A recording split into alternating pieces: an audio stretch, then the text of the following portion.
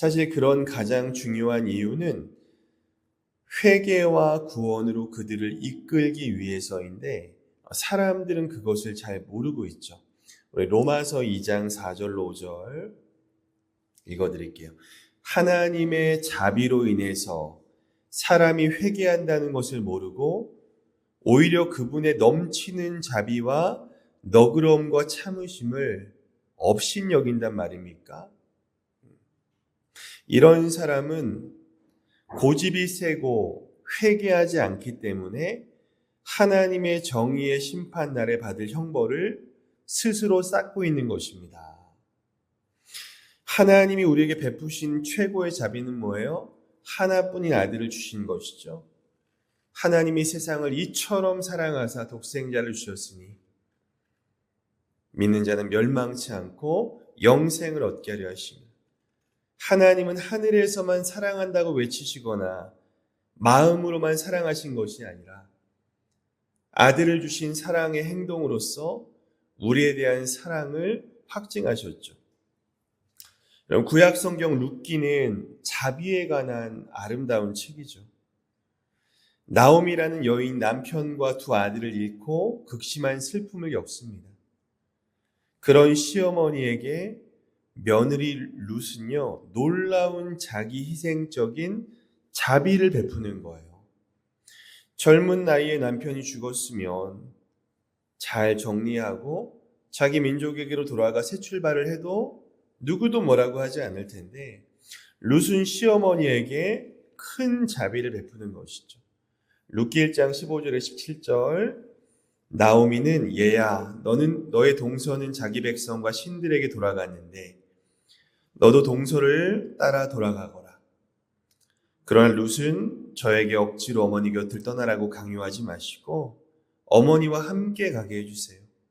어머니께서 가시는 곳에 저도 가고 어머니께서 사시는 곳에 저도 살겠습니다. 어머니의 백성이 저의 백성이 되고 어머니의 하나님이 저의 하나님이 되실 것입니다.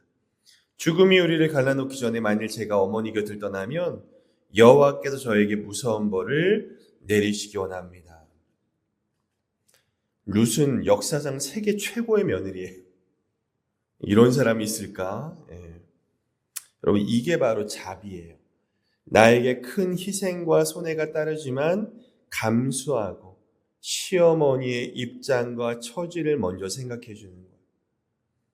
저는 제가 죽으면 저희 아내에게 1년만 슬퍼하고 보는 눈이 있으니까 좋은 남자 만나서 재혼하라고 몇 년 전에 이미 유언을 남겨놨습니다. 좋은 남편이죠. 그렇게 룻이 여러분 시어머니에게 자비를 베풀자 그 마을에 소문이 나고 나중에 보아스가 그 사정을 알고 그런 자비로운 룻에게 보아스 역시 기업 물을 자로서의 자비를 베풀잖아요. 사실 룻과 보아스 사이에 자녀를 낳으면 보아스의 자녀가 되는 게 아니에요.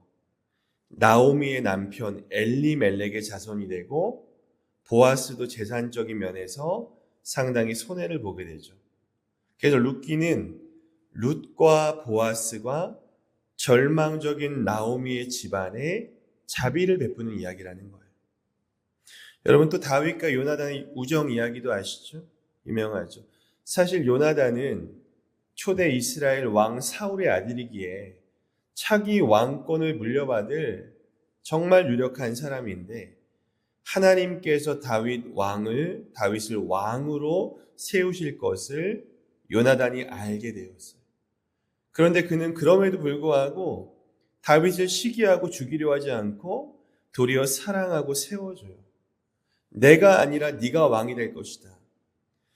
요나단이 다윗에게 자비를 베푸는 것이죠. 그러면서 하는 말이 너는 나중에 왕이 되면 나중에라도 우리 집안 사람들에게 자비를 베풀어 주라. 나중에 다윗이 왕이 되고요. 사무엘하 9장에서 이렇게 말하죠. 우리 한번 같이 읽어볼까요? 자, 시작. 다윗이 이르되 사울의 집에 아직도 남은 사람이 있느냐? 내가 요나단으로 말미암아 그 사람에게 은총을 베풀리라. 헤세드. 요나단으로 말미암아 자비를 베풀리라. 하나님이 여러분 예수의 십자가 공로로 말미암아 우리에게 자비와 은혜를 베푸시는 것입니다. 우리가 아무리 하나님 말씀에 순종해도 우리의 죄를 사할 방법이 없고 구원 얻을 방법이 없는데, 하나님은 예수 그리스도를 보아서 예수님 때문에, 예수님으로 말미암아 우리에게 자비와 은혜를 베푸시는 것을 기억하시기를 바랍니다. 그러니까 우리는 내가 얼마나 이 교회에 헌신했는데 이런 말을 할 수가 없는 거예요. 예수님 아니면 다 망가지고 지옥 갈 인생입니다. 자비는요, 나의 필요보다 타인의 필요를 더 우선시하는 거예요. 여러분, 예수님 보면 항상 얼마나 바쁘신지 몰라요. 예수님은 사람들에게 항상 이런저런 방해를 받으셨어요. 쉴 겨를조차 없었고 음식을 드실 시간도 없었고, 이 사람을 고치러 가는 중에 갑자기 혈루증 여인이 나타나서 예수님의 옷깃을 만지다든지, 부모님들이 아이를 떼거지로 데리고 와서 쓰다듬어 주시기를 바란다든지, 갑자기 바디메오가 길 가던 예수님께 막 소리를 친다든지. 여러분, 예수님 입장에서는 사역에 참 많은 방해를 받은 거나 마찬가지죠. 그런데 예수님께서는 단 한 번도 단 한 사람에게도 짜증내거나 외면하지 않으시고 그 모든 사람에게 자비를 베푸시더라는 것이죠. 십자가에서 고통스럽게 죽어가면서도 자신의 육신의 어머니 마리아를 요한에게 부탁하세요. 그럴 정신이 있을까요? 어머니를 걱정하고 배려하는, 그 배신한 제자들에게 부활하셔도 밤새 그물질하고 지쳐있는 그곳에 가셔서 속도 없으시죠. 제자들을 위해 생선을 구워주세요. 이게 전부 다 자비를 베푸는 것이죠. 사회에서 외면하고 멸시하는 자들과 늘 함께 하셨어요. 우리는 솔직히 그런 사람들과 함께하고 싶지 않잖아요. 예수님은 그냥 자비 그 자체인 것이죠. 근데 왜 우리는 이런 주님을 믿으면서도 자비를 베푸는 일에 인색할까? 그것은 나만 잘되기 원하고 손해보지 않으려 하고, 괜히 남과 엮여서 기분 나쁜 일 당하거나 상처받고 싶지 않아서 그런 것이죠. 결국 나를 지키기 위해서 자비를 베푸지 않아요. 그래서 주님 뭐라고 하셨어요? 예수를 따르려면, 주님 말씀에 순종하려면 첫 번째 자기를 부인해야 된다. 자, 우리가 자비의 열매를 맺기 위해서는요, 먼저 성령님의 인도하심을 받아야 돼요. 성령의 열매이기 때문에.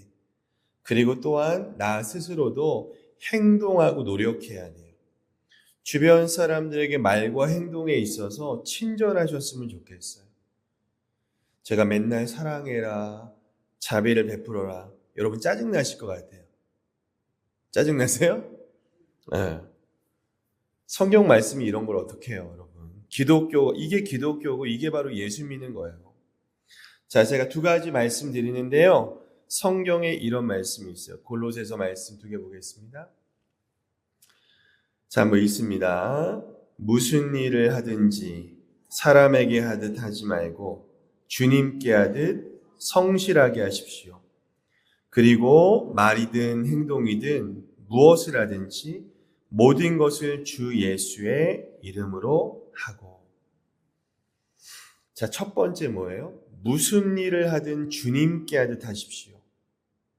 두 번째, 무엇을 하든 주 예수의 이름으로 하십시오.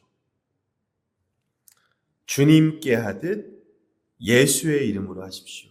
자, 첫째는 우리가 사람을 대할 때 예수님께 하듯 대하라는 거예요. 여러분, 예수님을 함부로 대하지 않을 거 아니에요. 주님은 실제로 가장 작은 자, 보잘것없는 자에게 한 것이 곧 나에게 한 것이라고 말씀하셨어요. 모든 사람을 예수님처럼 생각하고 대하라. 두 번째는요, 예수의 이름으로 하라. 이 말은 뭐냐면, 예수님이라면 어떻게 저 사람을 대하고 저 사람을 위해서 무엇을 하셨을까를 생각하면서 그 사람을 대하라는 뜻이에요. 이 둘을 정리하면 내 안에 계신 예수님으로 저 사람을 대하고 저 사람을 또한 예수님처럼 생각하고 대하라는 뜻인 것이죠. 그래서 모든 일과 모든 사람을 대할 때 주님께 하듯 하고 모든 일과 모든 사람을 대할 때 주님처럼 하라는 것이죠. 정말 우리가 이렇게 서로를 대한다면 우리 교회는 완전히 달라질 수 있을 거예요. 자, 말씀을 정리하겠습니다. 그 선한 사마리아인 비유에서 예수님이 누가 그의 이웃이냐 대답하기를 자비를 베푼 자입니다. 이렇게 말하죠. 자비를 베품으로 우리는 그의 이웃이 되어줄 수 있는 거예요. 우리가 자기를 부인하며 자비를 베풀 때 여러분 믿지 않는 사람들에게 이것이 큰 충격과 감동과 매력을 줄 수 있는 거예요. 그래도 자비를 베푼 자에게 사람들이 조금씩 모이게 되어 있어요. 그때 우리는 자비 그 자체이신 예수님을 소개하면서 주님께로 그들을 인도할 수 있는 거죠. 예수님처럼 저와 여러분도 타인에게 친절하시고 자비를 베푸시기를 주님의 이름으로 부탁드리겠습니다. 아멘.